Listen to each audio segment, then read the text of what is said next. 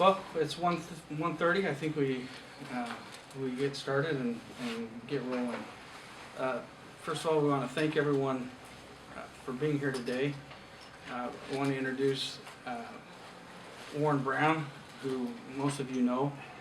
And then my name's Alan Mortensen. I'm from the law firm of Dudno, King & Olson. And we have Charles Boyk from the Boyk Law Firm in Toledo, who we'll be introducing a little bit later. We're going to proceed in this format for purposes of the press conference. We're going to have Warren speak. He has some words to say. I'm going to make some comments and then turn the time over to Charles, and then we'll take questions as you have them. So, Warren. Thank you, Alan. Thanks to everybody for attending this afternoon. From the outset, I want everyone gathered here to understand that the comments I'm about to make come from my personal observations. This is not to state that there are others who may hold the same opinion in this room, but I speak this afternoon as a single voice, noting that the closing comments, however, may be more appropriately made in a collective fashion. Many of our media friends have sought details, comments, and many dissertations from me and my family over the past, now almost 4 years, in which Alexa has resided in heaven. You all know, or should know, that Alexa, along with several other young people, bore the life-ending brunt of the effects of the Clyde childhood cancer cluster. Along with these extreme losses, there were many other young persons whose lives were also turned upside down and who now live in fear of on a daily basis, wondering if the cancer that ravaged them will return.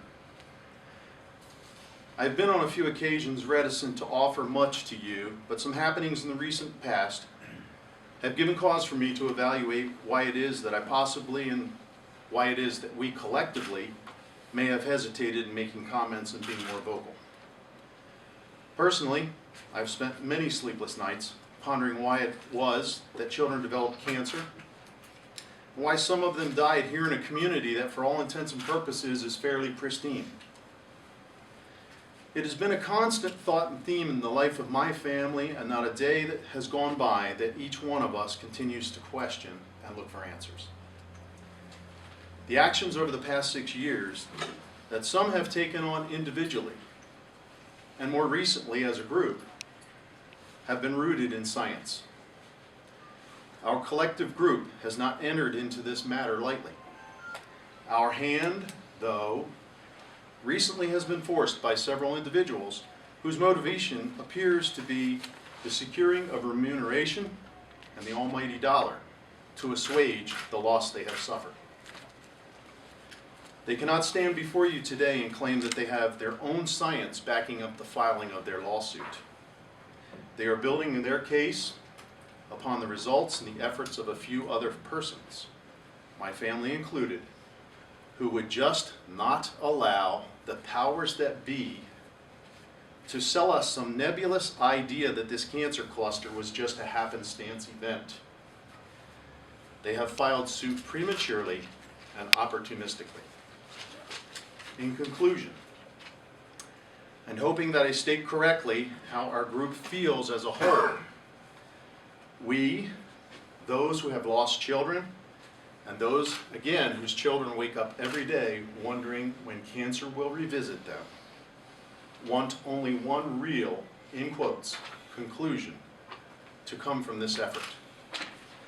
We want the truth.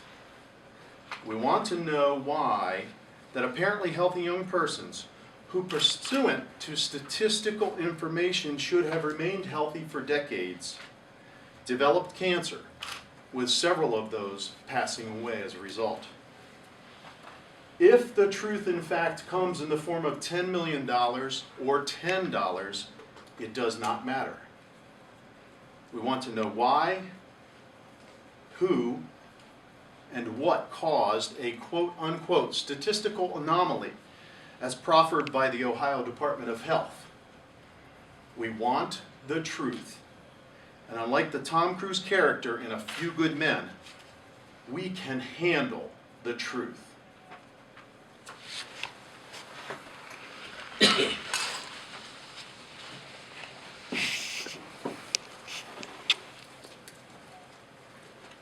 want to thank Warren for his comments this afternoon and for his preparation and his thoughts and his feelings. He, along with his wife, Steve Keller, his son and daughter-in-law and wife, Mrs. Donnersbach and the Heises, and several other families have been dogged in their pursuit for what has caused this childhood cancer cluster. As you know, or most of you know, as part of this pursuit for the truth, the families undertook the task of doing their own testing to try to find a common environmental factor that may have led to their children's cancers, deaths, and illnesses. Testing was done a few weeks ago in some homes, in homes of the victims and in some other homes here in Clyde. We had promised to share the results with the community at large, and that is the purpose that we called this news conference. The testing samples were sent to the American West Laboratories in Salt Lake City, Utah. I'm here to report that the results have yielded some significant and important information.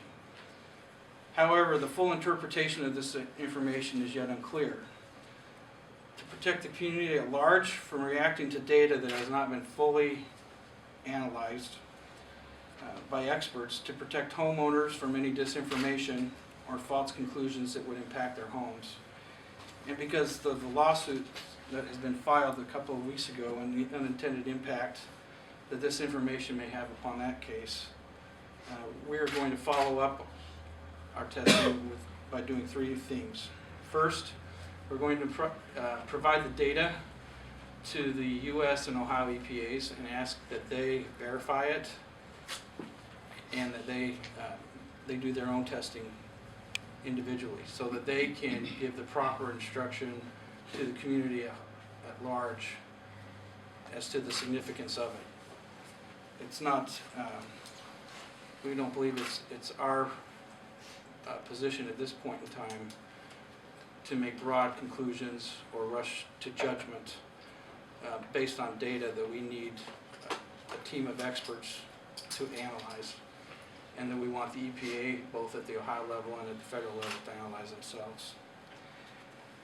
So we will be sending a formal request in letter form to the acting director of the EPA, Dan Hickman, and asking him to have the EPA come in and do similar types of testing in other homes in the community so that these results can be further analyzed.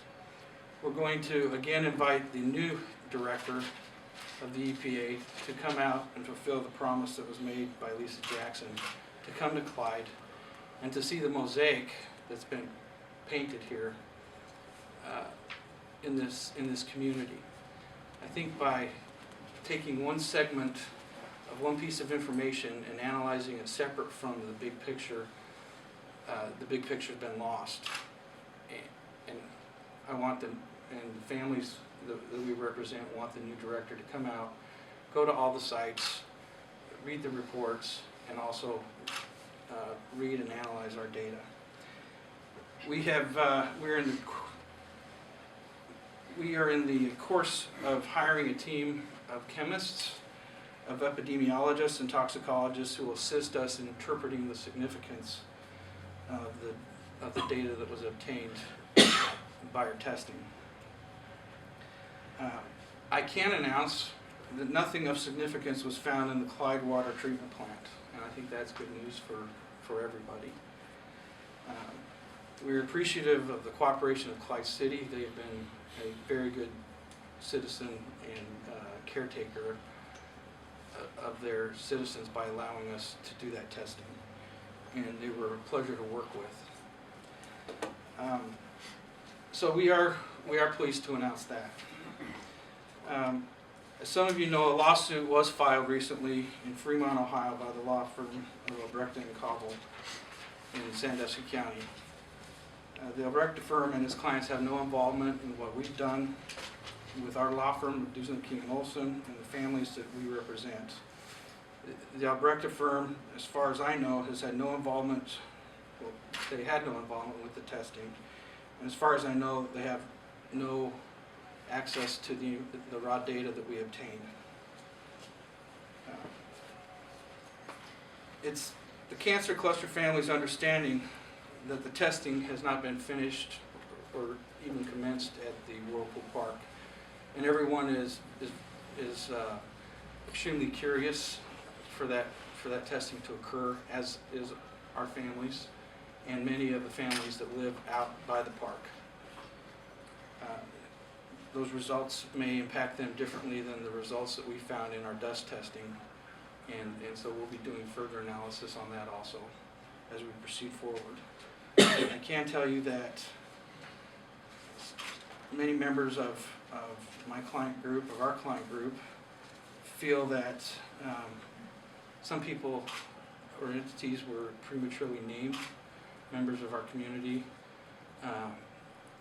without any basis to name them, and that's one of the reasons we are proceeding very cautiously with the raw data that we do have. Is we do not want to rush to judgment and harm anybody, because our families know what it's like to be harmed and to suffer needlessly.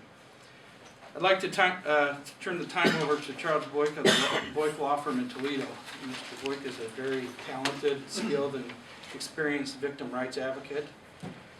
He's agreed to act as co-counsel here in Ohio for the families we represent, and I'm very grateful for his acceptance of him coming on board.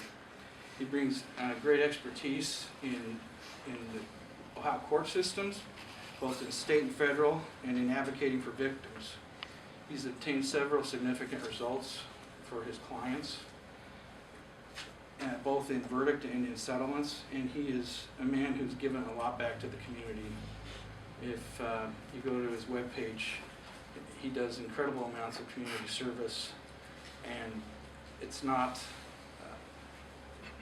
all about the law and the profession. It's about the community, and that's what got me interested in talking to him in the first place. As part of his charitable efforts, that includes a lot of fundraising for several cancer victims. And again, I think he's to be commended for all that he has given to Northwest Ohio from a professional and from a charitable standpoint. So I'll turn the time over to Charles.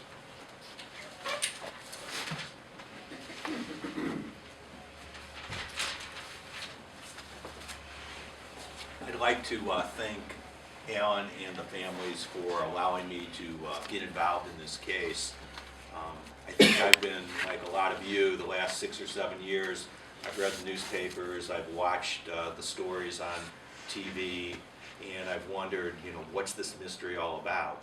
And like most attorneys and most people, I was just a consumer. I just watched and really did nothing about this horrible tragedy. And then I started reading in the paper about Alan and what he was doing to help these families, and I hadn't heard of him, but I was kind of intrigued by the situation. And then when he contacted me, I was interested, and I started trying to do some research on Alan. One of my good friends is a top-flight Utah personal injury attorney.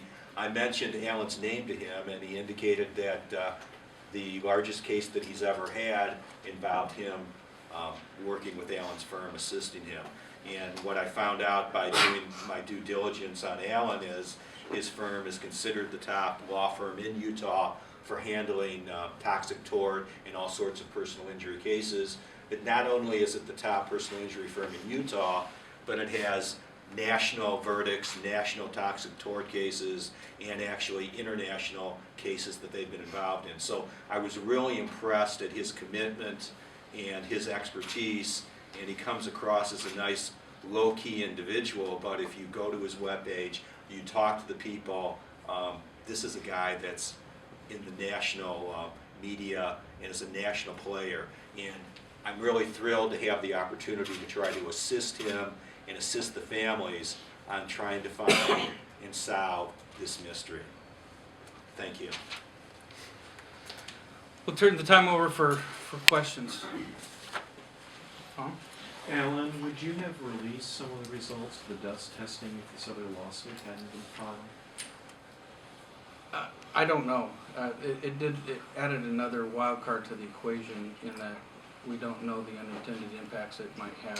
One of our concerns is that the data, good information in, good information out, and we don't want it to be used in an improper way or an improper fashion, and that's why we want to give it to the EPA to verify or to criticize. It's our hope that they will be aggressive in following up our testing, and we would invite them to do their own testing in a similar fashion or in a different fashion to see if our data is good.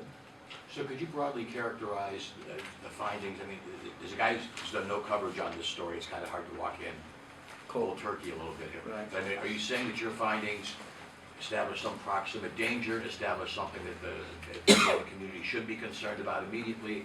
I mean, what can we say about it?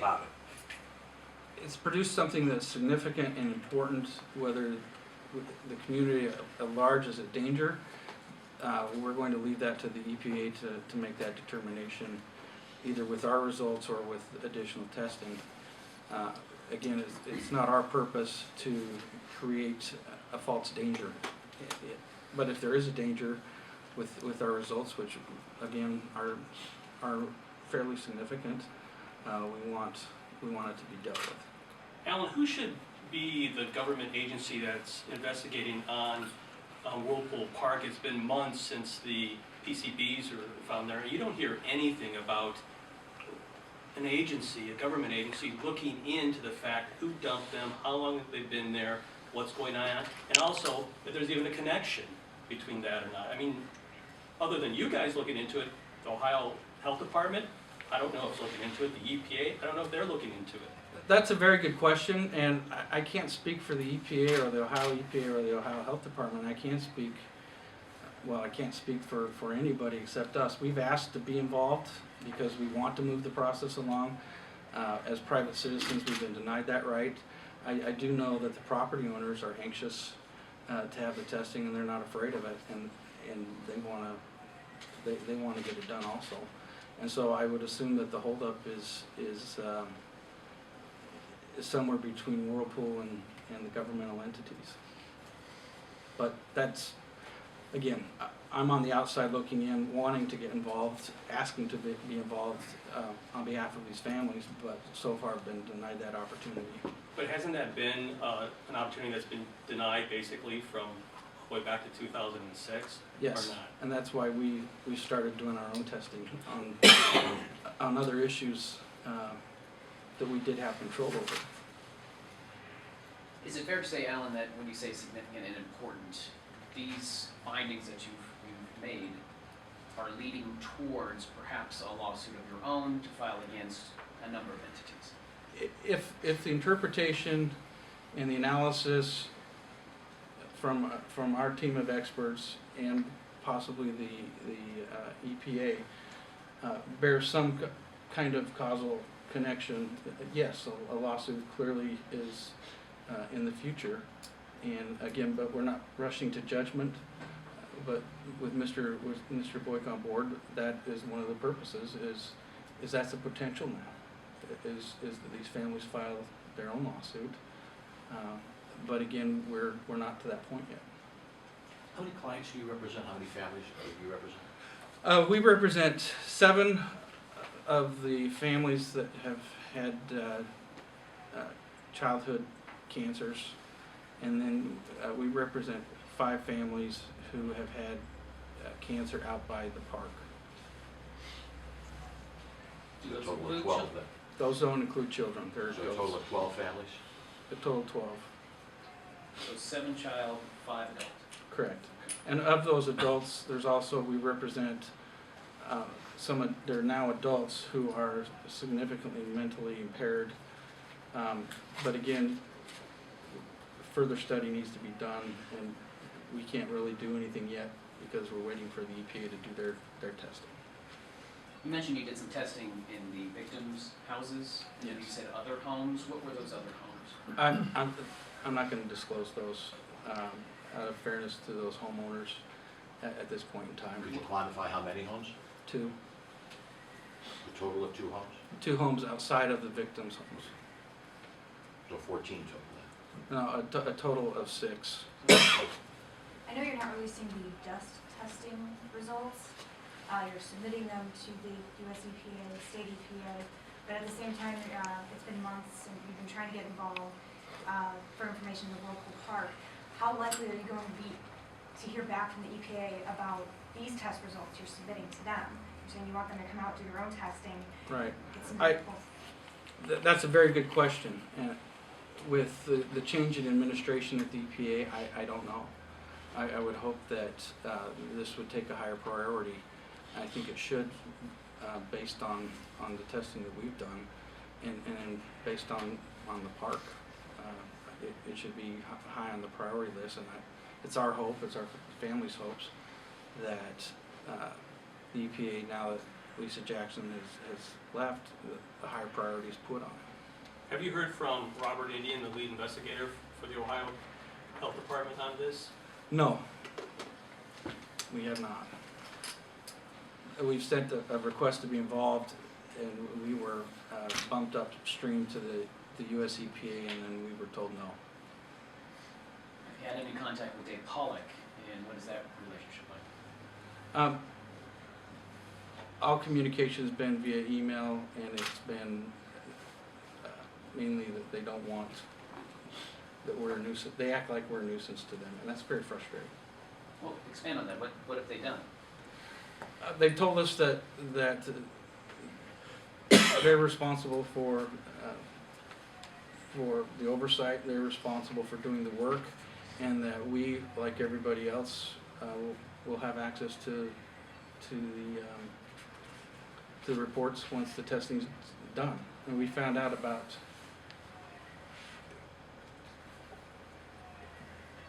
and I apologize.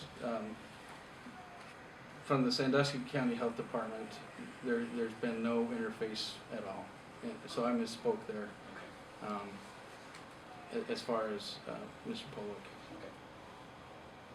But it's my understanding now that a lot of these cancer clusters have been turned back to the county health departments. I don't know if the study of the cancer cluster has been, but I do know that the EPA, the US EPA remains involved in the Whirlpool Park. Well, Alan, you're the expert here of all of us in this room. Could you tell us who you think, when it comes to a government agency, should be responsible in making a connection or not a connection between what's going on out at Whirlpool Park and the children? I mean, Absolutely. what agency would be responsible to do that, to look into that, ask Whirlpool for records and look into it? I think the US EPA has the right authority. The Ohio EPA has the right authority. I think the Sandusky County Health Department does also. And if I were in charge of any of those 3 entities, I would be asking for the proof.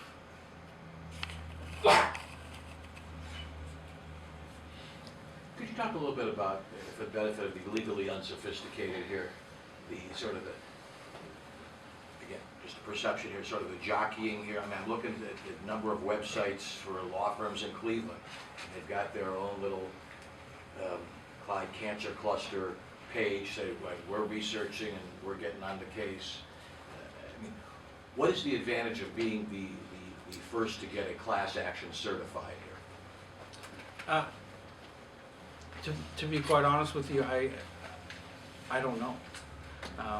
Because I don't know that there's a definable class yet. Okay.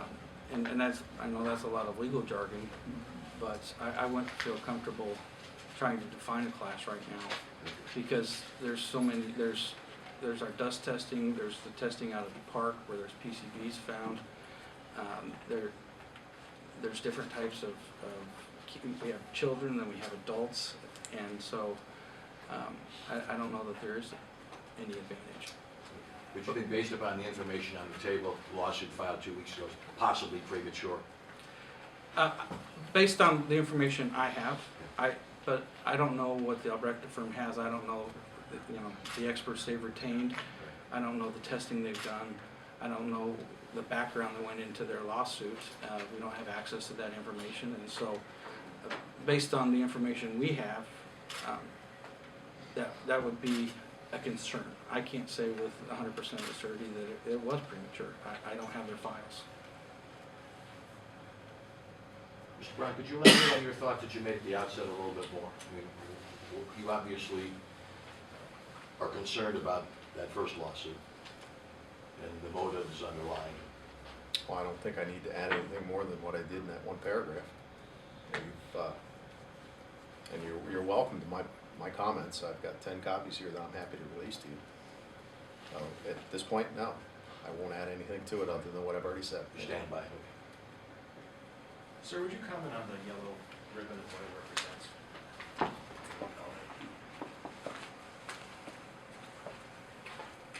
Just give me a second.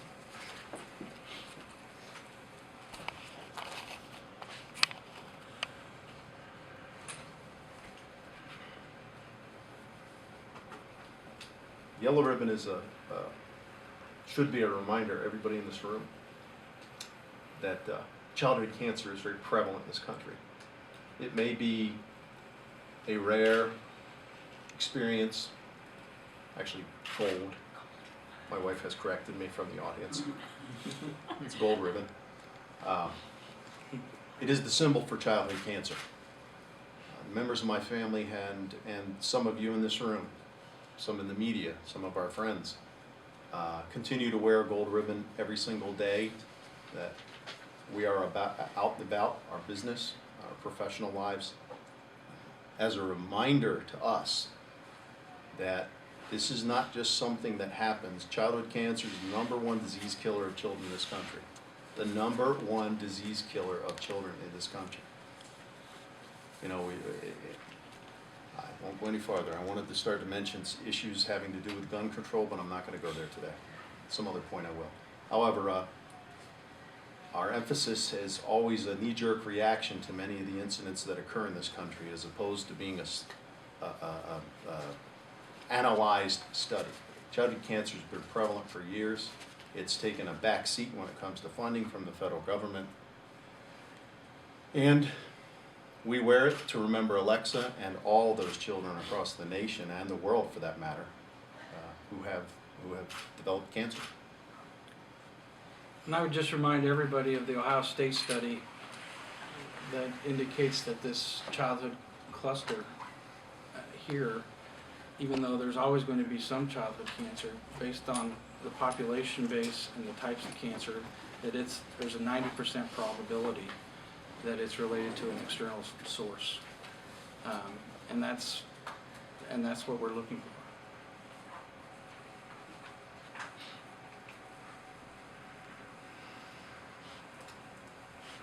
Tom? I know you don't want to get into too many specifics, but did the dust testing show the presence of a carcinogenic substance? And is the remaining questions that you want to have answered, you know, how significant the amount is, how it got there, and that sort of thing? Those are good questions, and those are two of the questions we're asking ourselves right now, and trying to get answers as quickly as possible, and we want the EPA to answer them also. Did you find a carcinogenic substance? We found something that is significant, that we need to determine whether or not there is a correlation. But as far as a known carcinogen, I can't say that. If I can squeeze another couple of questions. The owners of the Whirlpool Park property, the Abdus, say that when they bought the property from Whirlpool, they were told the property was clean, and they were as surprised and upset as anybody to discover that that was not true. Are they one of the parties you were referring to when you said there's some concern, some of the people named in this initial lawsuit shouldn't have been named? Yes.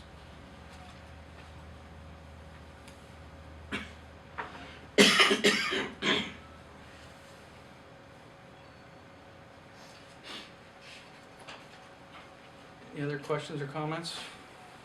Charles? Tom? Tom? Sorry, I had one more.